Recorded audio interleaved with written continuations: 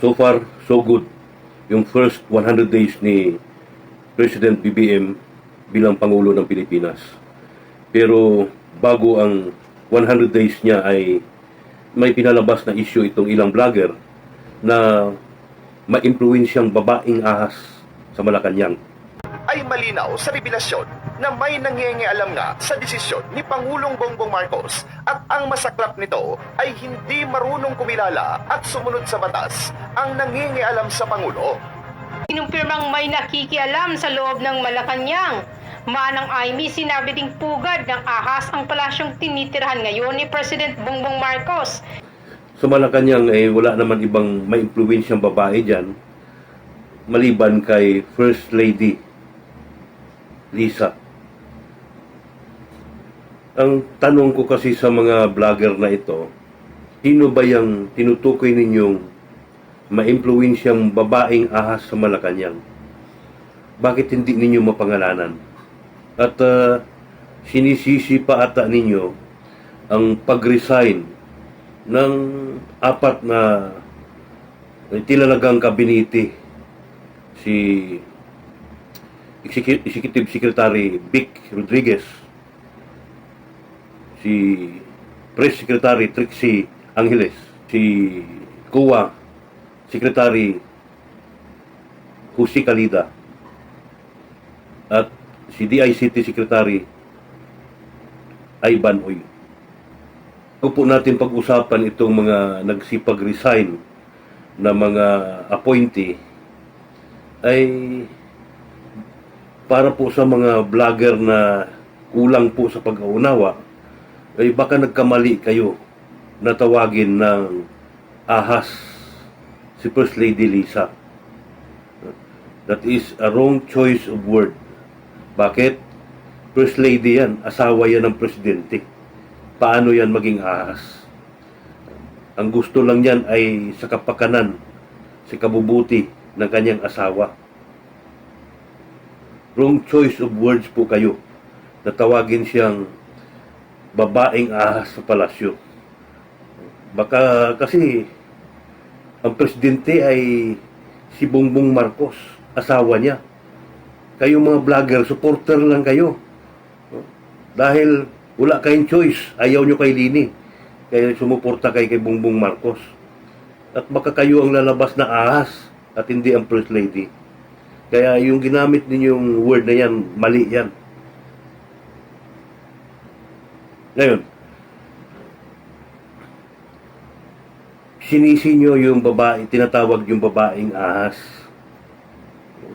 na malinaw naman na itong 4 na nagsipag-resign ay hindi ito na-confirm o na-bypass ito sa Commission on Appointment or COA, kung saan ang mga congressman at senador ang nakaupo doon para mag-confirm ng mga na-appoint na pinili ni Pangulong Bongbong Marcos. Proseso po yan at check and balance. Bago po sila ma-confirm, ay siyempre may mga dahilan po yan. Katulad ni Vic Rodriguez. No doubt, loyal po yan kay Bongbong Marcos. Kaso lang marami po siyang sablay nang siya ay hindi pa na-confirm. Bago siya ma-confirm. Yung sugar importation na yan. Yung PPA issue. Yung issue na 100 or 200 million ang babayaran para ma-appoint as cabinet secretary. Although issue lang yan. Pero yan ay nakakahiya po. Naapektuhan po ang personalidad at tiwala sa kanya. Hindi ni Bongbong Marcos, kundi ng Commission on Appointment. Kaya na-bypass po si Vic Rodriguez.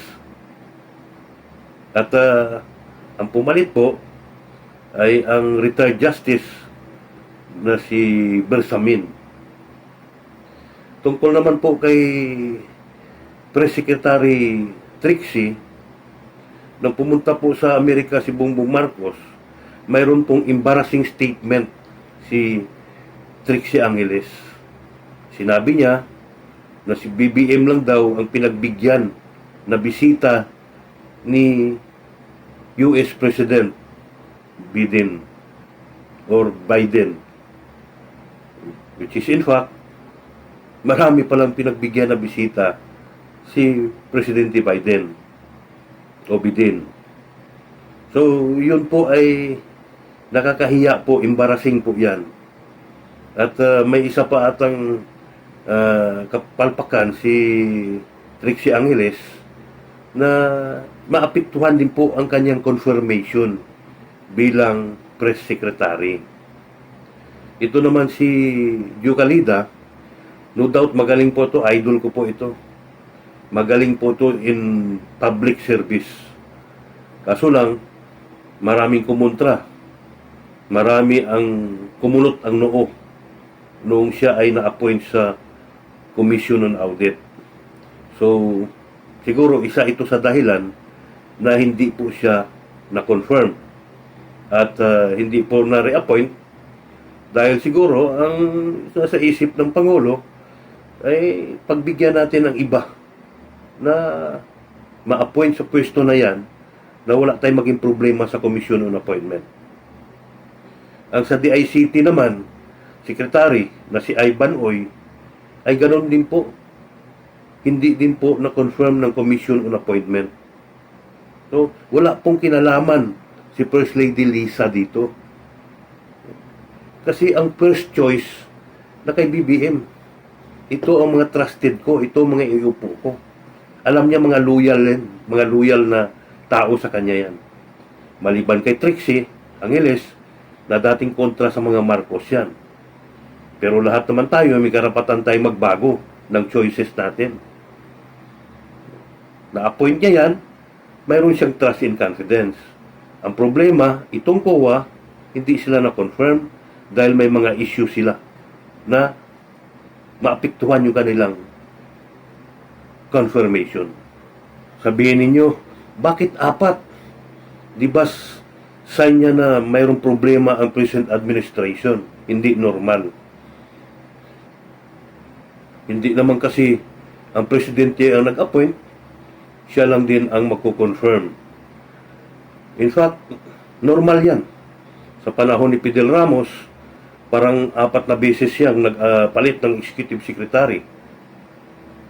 Sa panahon ni Pangulong Duterte, may 5 appointee si Pangulong Duterte na hindi na-confirm ng Commission on Appointment. Isa na dyan, yung isa sa kanyang close na si Perfecto Yasay ng DFA. Pangalawa dyan, si Ma'am Gina Lopez ng Department of Environment and Natural Resources. Si Obial, hindi na-confirm, hindi pumasay. Oguno at si Kapaing ng Department of Agrarian Reform ay hindi din po na-confirm. Pero inappoint po ni Pangulong Duterte.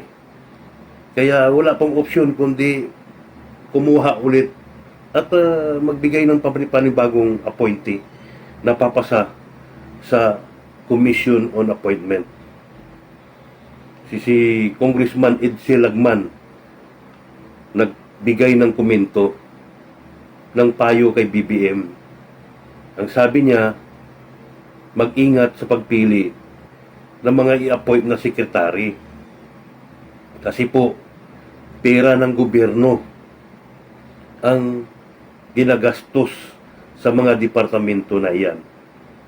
At sana, magampanan nila ng maayos ang kanilang mga tungkulin. Alam naman ni BBM yan. Matagal na pong alam ni BBM yan. Kaso po, ay wala sa kamay niya ang pag-confirm kundi na sa Commission on Appointment.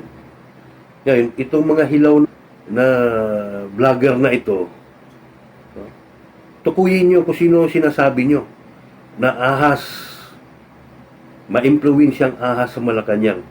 Baka kasi nagkamali ako ng hula at sinisisi pa ninyo siya, yung ahas na sinasabi nyo sa pag-resign ng 4 na yan. Kaya ako, ang duda ko lang sa tinutukoy nyong ma-influensyang ahas sa Malacanang, ay si First Lady Lisa. At yan, pinaliwanag ko po na wala po siyang kinalaman sa pag-resign ng apat na yan.